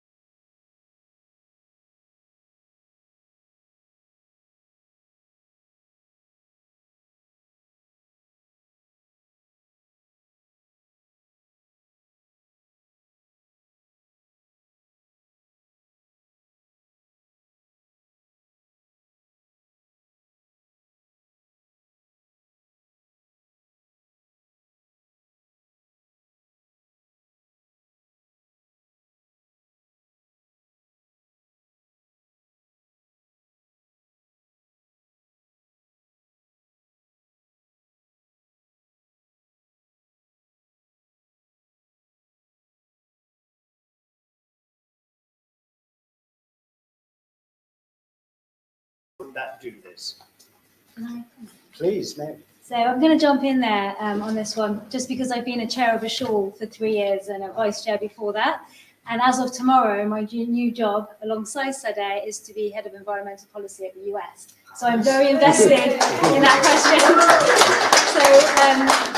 So I think it's absolutely essential that every community, and this is not just in the sort of structures of United Synagogue or beyond, and across all denominations, across the spectrum, everybody has to have a dedicated individual or group of individuals, even better, to do this. The only way, in my experience, that I've seen meaningful change happen is where it's come from the grassroots. And that's actually, well, grassroots supported by the umbrella organizations, or in my world, the HQ. So it has to happen that way. People need to want it to happen, and then they need to be supported by central organizations to make it happen, whether it's Eco Synagogue, in the United Synagogue, from the Chief Rabbi's office down.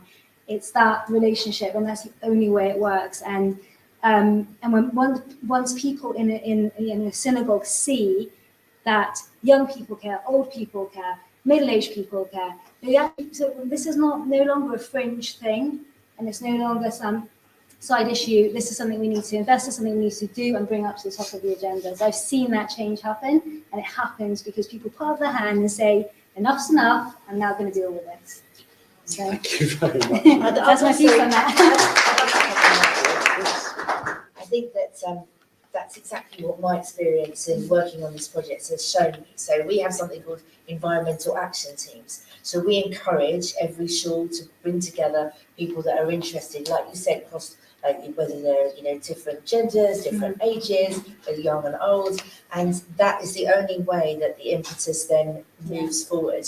And the support that the like you said, the HQs can show is across in any of the communal organisations is imperative. Yes. So it's like Eco Synagogue can provide you with some tools, and if that's supported centrally, then I think that you're right, that can create an impetus of its own.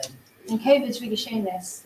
As communities, we really mobilised when things got really serious, and it just showed that when you had central directives and you had people who cared being impacted, that's when things radically changed overnight. We completely changed the way we did things in our synagogue, and we can do exactly the same thing when it comes to sustainability and environmental change.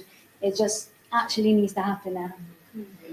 It would be wonderful if we could keep talking all night. Let's keep talking till 2050 and probably before, because we've managed it, we've done it. We are a net zero community because we've said now is the time. Rabbi Tanya, if I can hand over to you, please, to finish us up for this evening. Yeah, thank you so much. It was really lovely to see and celebrate such a wonderful initiative within our Jewish community. But what it also means that now we've got very little time for questions. So if you don't mind, will only ask you one question from our online community. And if you have a few questions from our audience, so I will give it that opportunity to ask questions as well. So the one which I would like you to ask is, how can the environment figure effectively in Jewish education?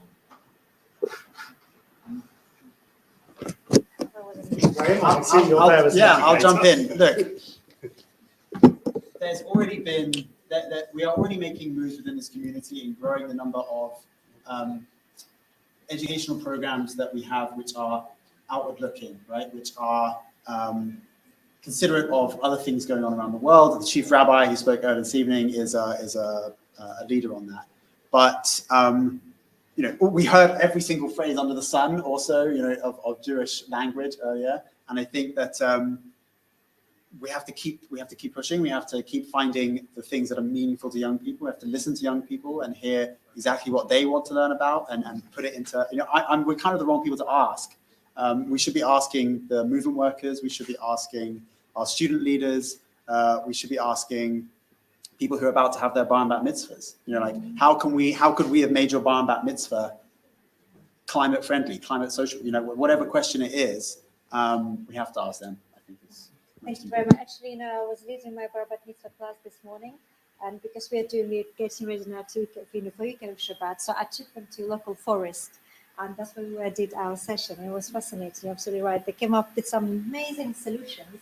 So I was thinking maybe we should elect them into the government and we'll get there during following Michal's. And yeah, thank you very much. Anyone else to get? The only thing I would add is that education may make us think of young people because they're the people in education, but it's crucial on this issue as much as any that it's a multi-generational conversation, and our adult education is focusing on climate as well.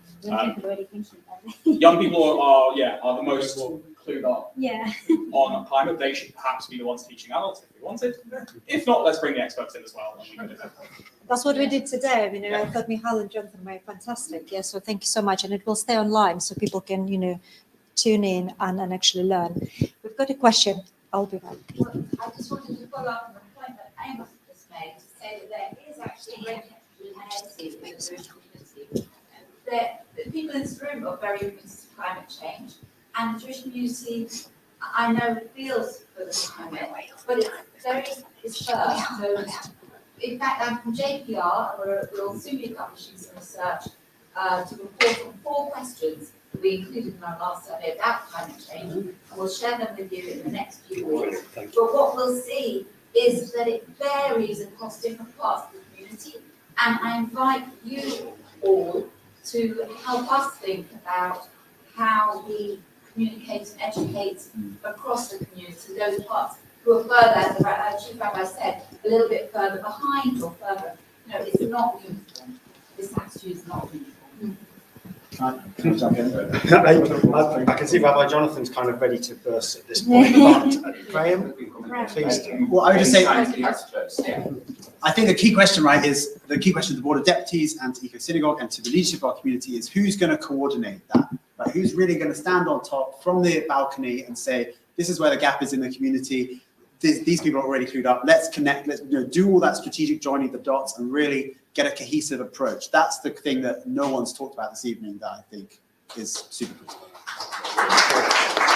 So that leads into a thank you to everybody, really, which a privilege to give. So thank you, Rabbi Mark, and Rabbi Tanya, and Rabbi David. And it was very moving to hear the Chief Rabbi. I want to thank him and his office and the Board of Deputies for our partnership. Also the Jewish Museum for hosting, for everybody here with inspiring projects. And make this, if your synagogue isn't part of Eco Synagogue, join up. There's a lot of organizations we've heard of. We've got to put all the links to all of them on our website and keep tabs with them and keep the positive action going. A big thank you to Dr. Michal Hamani, to you, to Jonathan Waxman. Your comment leads us to the next thing, which is Tu B'Shvat. And Tu B'Shvat will be a time for different sectors of the Jewish community to kind of come forward on behalf of their sector to present what's going, what they're doing, and to have a kind of cross-community, all of us involved. Eco Synagogue can take a key role here, but every sector has to sort of find its leadership, find its voice, and work together. I want to say 2 particular thank yous to people here who've been terrific and who've made this happen. One of them, it's two of the A's, one of them you, is Andrew. You've got to give something.